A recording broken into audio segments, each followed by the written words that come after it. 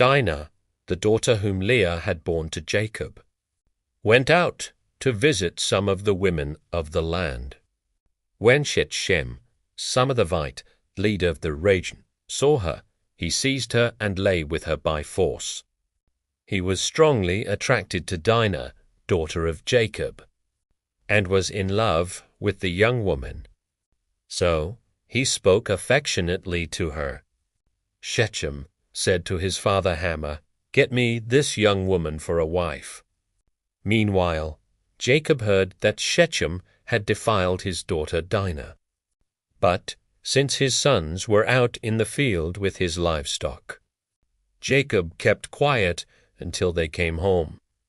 Now Hamor, the father of Shechem, went out to discuss the matter with Jacob, just as Jacob's sons were coming in from the field.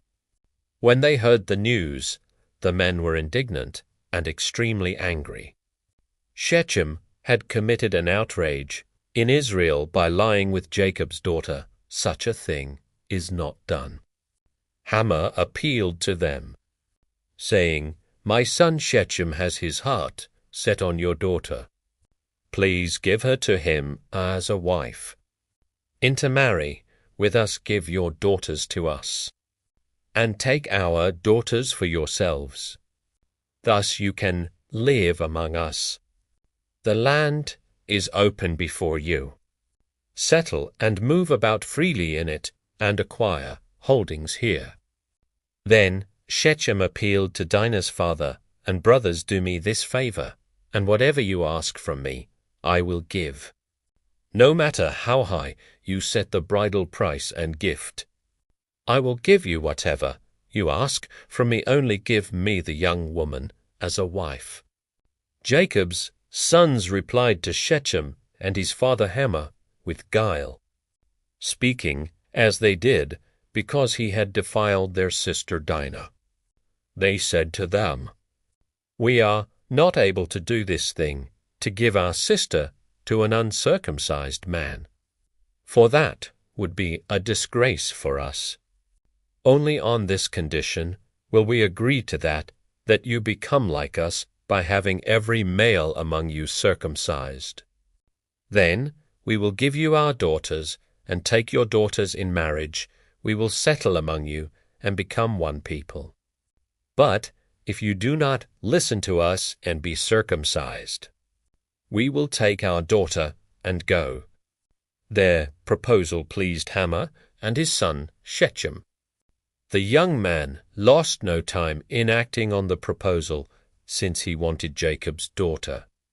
Now he was more highly regarded than anyone else in his father's house. So Hamor and his son Shechem went to the gate of their city and said to the men of their city, "These men are friendly toward us. Let them settle in the land and move about in it freely. There is ample room in the land for them. We can take their daughters in marriage and give our daughters to them. But only on this condition will the men agree to live with us, and form one people with us, that every male among us be circumcised, as they themselves are. Would not their livestock, their property, and all their animals then be ours?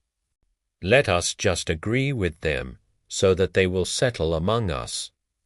All who went out of the gate of the city listened to Hamor and his son Shechem. And all the males, all those who went out of the gate of the city, were circumcised. On the third day, while they were still in pain, two of Jacob's sons, Simeon and Levi, brothers of Dinah, each took his sword, advanced against the unsuspecting city, and massacred all the males. After they had killed Hamor and his son Shechem with the sword, they took Dinah from Shechem's house and left. Then the other sons of Jacob followed up the slaughter and sacked the city because their sister had been defiled. They took their sheep, cattle, and donkeys, whatever was in the city and in the surrounding country. They carried off all their wealth, their children, and their women, and looted whatever was in the houses.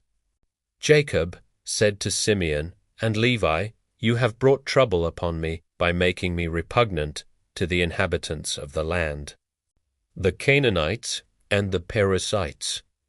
I have so few men that, if these people unite against me and attack me, I and my household will be wiped out." But they retorted, "Should our sister be treated like a prostitute?